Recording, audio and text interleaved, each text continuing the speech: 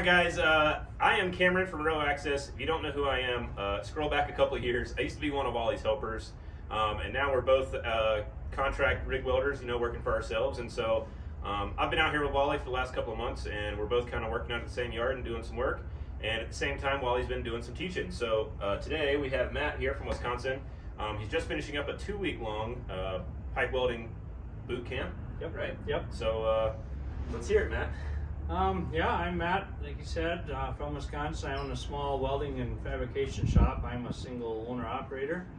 I've been welding for I've been in business for myself since 2006. My grandfather was a welder before that, so it's kind of a little bit in the family and kind of a little bit of my background. Cool. So what kind of welding do you do on the average? Average for me is a lot of repair work, excavators, buckets, that kind of stuff. I do a lot in the sand plants. Wisconsin, we have a lot of sand mines, a lot of conveyors, that type of work, sand hoppers and bins, and a little bit of pipe, but not a whole lot at the shop at home. Cool. All right, so how'd you find out about Wally? I found out about Wally. I actually had to have some hand surgeries done, and while I couldn't work, I was bored, so I was surfing surfing YouTube, looking at pipe welding videos. I always wanted to learn how to do it, and I found a few other guys, and I happened to stumble across Wally actually welding the pipe in the cave, the water main going under the cave, and so I was like, earlier this year. That was just cool as shit. Yeah. And the more I watched him, I started learning about his one-day camps and his weekend camps, and then about midsummer, he had said something about a July boot camp, and I was like, cool, so I gave him a call. I couldn't make July work, didn't have enough time to prep and get ready to go. But then after that, he had posted for an October one, so I says, heck yeah, we'll sign up and go do it. That's cool. That's actually how I came across Wally too, is like I was looking at getting into it. I did some construction when I was younger, and then decided, well, maybe I'll look into this pipeline rig welding thing, and then came across Wally on YouTube and started chit-chatting with him, and here we are. Here we are, years later. Yeah. So he sucked you in. Yep, pretty much. So what finally made you decide fully on coming out then? To fully come out, it's kind of like a bucket list thing. I always wanted to learn to do it. I tried to learn in Wisconsin. I had a great guy teaching me. Yeah. But the way he did it and my brain, we weren't working together. Yes. It just never really clicked for me. I got some of it, but not all of it. Yeah. And I kind of got frustrated with it. And watching Wally and doing his videos, and I'm like, maybe he's a little different, takes a different path that would work better. And I talked to my wife, and I said, I think I'd really like to go out and try this. And she's like, well, let's get you signed up and go. So that was kind of just his methods and whatnot. Really wanted to go, and I had lost a couple of contract jobs last summer for water mains because I don't have the certification. Right. It's not as tough of a certification as you guys do for your gas and oil, but you still have to have that 6G certification. Yeah. Well, hopefully now you feel a little bit more comfortable in going after that. But a lot better, a lot more comfortable, yeah. It's kind of funny. I tell people all the time that trade skills, whatever, especially welding, it takes a village to create a welder. And it's cool, especially when you run your own business like all of us do here. It's cool to say you're self-made in a point, but in reality, that kind of goes only so far because it does take a whole bunch of people, and then what you take from it is the self-made part, right? Yeah. You might have learned the basics from the one guy, and that got most of it, and then it might be another person, and who you might run into somebody else 6 weeks from now that has another tip, and you're like, oh, well, now I know this and this and this plus that makes a difference. And so I think it's important just to ask questions. When I was learning, I went to every welder on the job, like, hey, will you watch me? Just because I don't know. Critique me. What can I do to make it better? And it's always small things too. It's just like, hey, do a little bit more of this and less of that, and you're like, oh, right. So it is cool to make it full circle. It is a full circle, and I started on my own in 2006. I never worked at a welding shop only, so I've never worked with other welders. So I kind of felt that I kind of stopped growing as a welder. I got to my skill set, and because I worked with nobody else or nothing else, I never learned anything. I just kind of stayed there. You stay on that same little tangent, you don't. Yeah, you just leveled out. Yeah. And there's you're not getting any worse. You're getting a little better, but you're not learning anything new. And so that was the other reason. I'm like, I can learn a whole bunch of things in 2 weeks. It's worth the time to go do it. Absolutely. And then 2 weeks is a lot of time in concept, really. Like when you work for yourself, that's a lot of time to commit to taking off. So what were you expecting if you were taking off 2 weeks, right? What were you hoping to get out of it?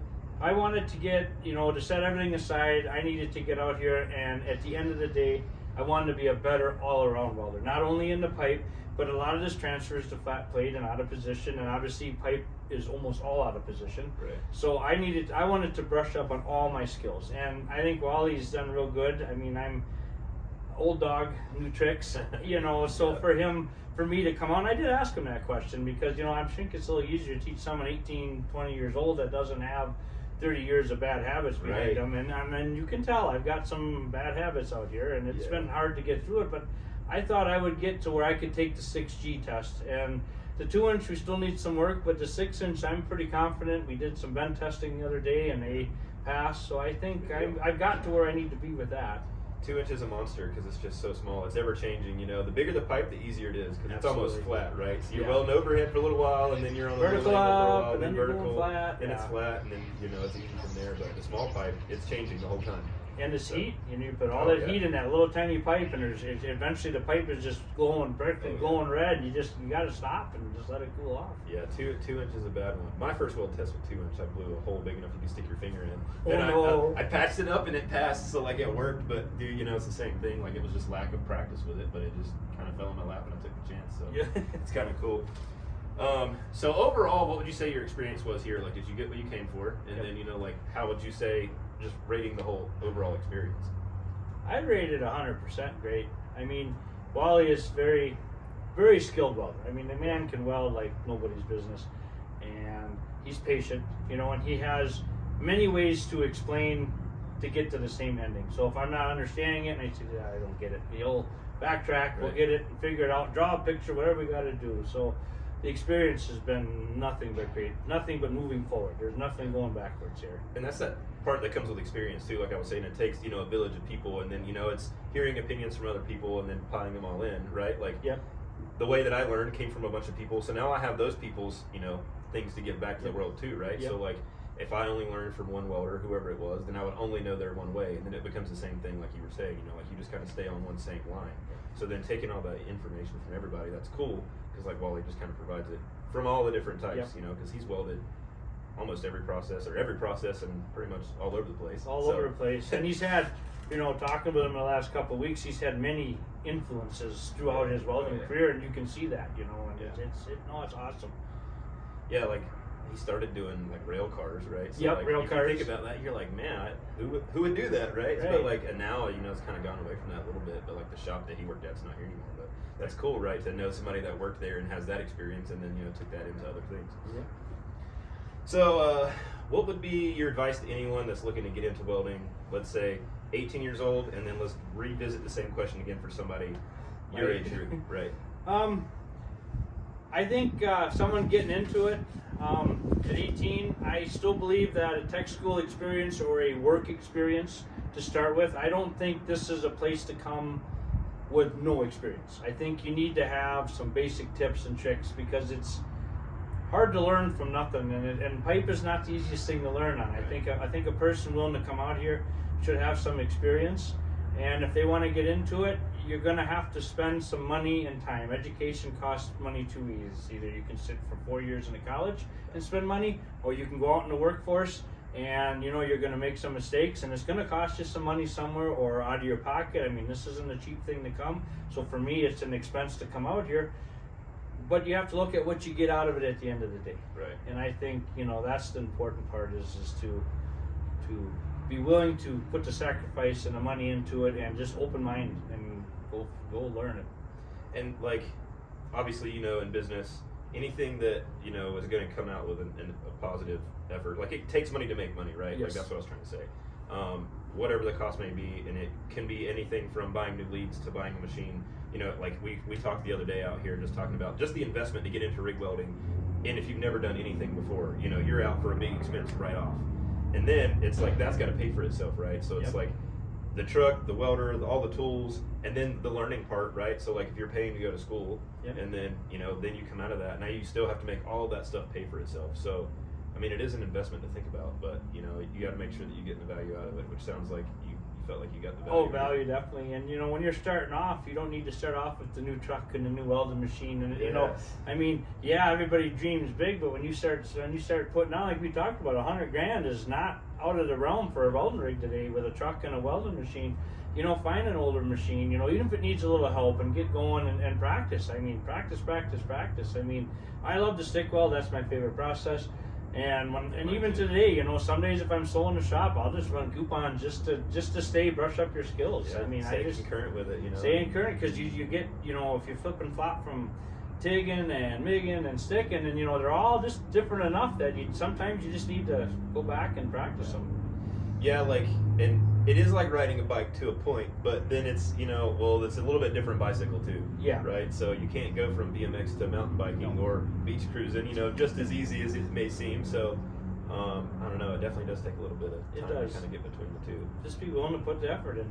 You know, you get out of it what you put in it. If you put nothing in, you're going to get nothing out. Yeah. Well, so do you have anything else you'd like to say, or any other questions? Or I would say, if you're thinking about it, you need to call Wally and talk to him. He's very personable. He will always call you back. And, well, there's a lot of people who don't like returning phone calls, and Wally's not afraid to talk to you and tell you what it's about. And I would think if you're even thinking about it, you need to talk to him, and you won't be disappointed. I mean, he's got all the materials. He's got a great setup out here. Luckily for us, we've had 2 great weeks of weather in October. I mean, it's a little cool in the mornings, but by noon you're out in a t-shirt again, and it's been awesome. And I think I don't know that you would get this experience anywhere else. Any place else offers teaching. A lot of good instructors out there, but this is set up more real world. You're not in a booth. You're out here in the yard. You got your rig running. Yeah. If you don't have a rig, he'll supply you with a welder. I mean, it's just a good deal. Yeah, and I think that's a real big thing too. Luckily, like the last couple sessions have been, he's done a lot of one-on-ones recently. And you know, when he first started, he was doing a lot bigger classes, and then he still does some larger classes, but. Getting that one-on-one experience, I feel like, brings a lot of value too, because not to take away from welding schools, but a lot of people that I know that have gone to welding schools, small or big or whatever, it has always turned into, you know, one instructor to 5, 10, 20 people, right? So, you know, it's like nobody gets enough time one-on-one to kind of look at it, whereas here, Wally's got his hood on, 99.9% of the time you're welding, you know, watching, Wally's out here helping to make sure that he does the helper task, right? So you just focus on the welding.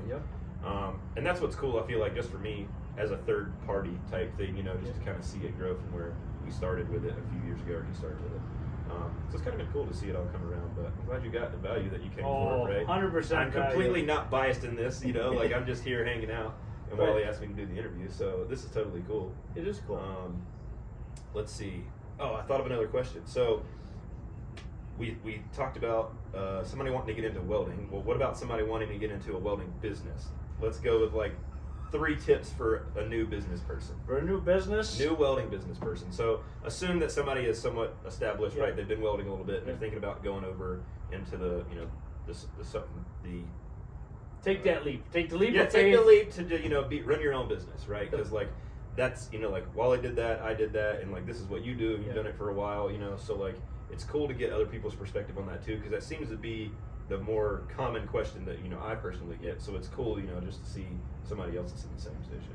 The first thing I would do is have your head examined. No, really. You need to, if you're working at a shop or you're doing another job, you need to start building your equipment list while you're still working, because you don't want to go out, spend every nickel you have on equipment, and then hang your shingle outside the door and hope you have customers, because you're gonna have a hard roll. Yeah. When I started, I didn't have any big jobs for probably almost 6 months, but a year, 2 years, I knew almost 2 years ahead of time this is what I wanted.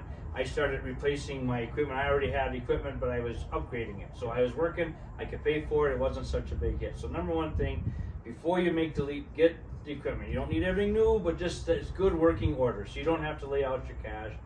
Number 2, and this is kind of the bummer, but you need to look into, you need to be insured, you need to get all your legalities taken care of, because it is an expense, and you have to know this before you go to charge your customers, because your insurance, your liability insurance, insurance on your service truck, insurance on your machines, all has an expense, and without knowing that, you really need to know that so you know what to base your rate on, and check around and see what the rates are. And it's not, you know, when you start off and you're a little shaky, you can't get that $200 an hour. You have to realize that. You have to start off, and as your skills improve, your prices can go up. But it's a hard thing because it's expensive, and getting welding insurance, I'm sure you've been through this. Oh yeah. In Wisconsin, it's very difficult. There's not a lot of companies that will write it. It's very expensive because every time somebody welds something and it breaks, the first thing the insurance companies and lawyers do go, welder welded it and it broke. So that we all pay for that, you know, when you don't have the skill set. And so that, I think, is hard. Also, you need to learn how much it costs you to work for a day. Figure out, so how many rods you burn an average day, how much fuel does it cost to run, how much does it cost in the truck to get there and get back, and you need to figure that out so you know that every hour of the day, let's just say, throw a number, it costs you $12.50 an hour to work. So if you can charge out and starting off and you're at $60 or $70 an hour, well, you're losing $12.50 off the bat, but you're still making money. Right. At the end of the that's day, still really good wage for, you know. it isn't it. even You're in not going to today's make time. that in a shop. No. You know, not unless you're running a shop. No. You know, so You're not gonna make that hardly doing anything. So it's No. you know it's very good if you put yourself out there to get to that point. Yep. And the third thing, advice for starting a business: don't pigeonhole yourself. Don't say I'm going to be a handrail welder, or I'm going to be a structural welder, or I'm only doing this. You can't do that, because if you want to be a welder, then weld everything. Learn how to do it.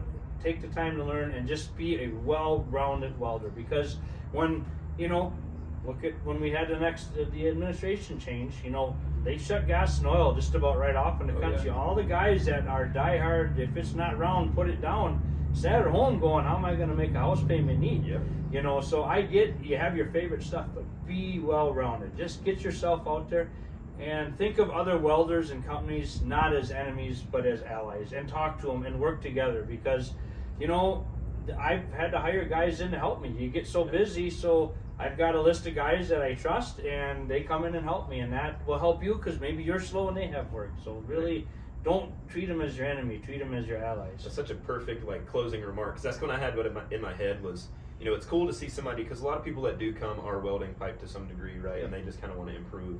Or, downhill isn't taught in a lot of places in the country. It's not taught in a lot of places in the world. Right. And so it's cool to come out here and learn from somebody that's been doing it for so long. But it's really cool to see somebody come out here and try to improve, because I think the worst term for welders is being a one-trick pony. Yep, absolutely. Just putting all your eggs in one basket. And again, I'm only welding handrails, and then something comes up for pipe, and then you're like, well, that'd be cool, but I can't do it, right? And so you face that. Yeah. And so I think it's really cool just to meet somebody that is in that position that's like, okay, well, now I want to learn something completely new.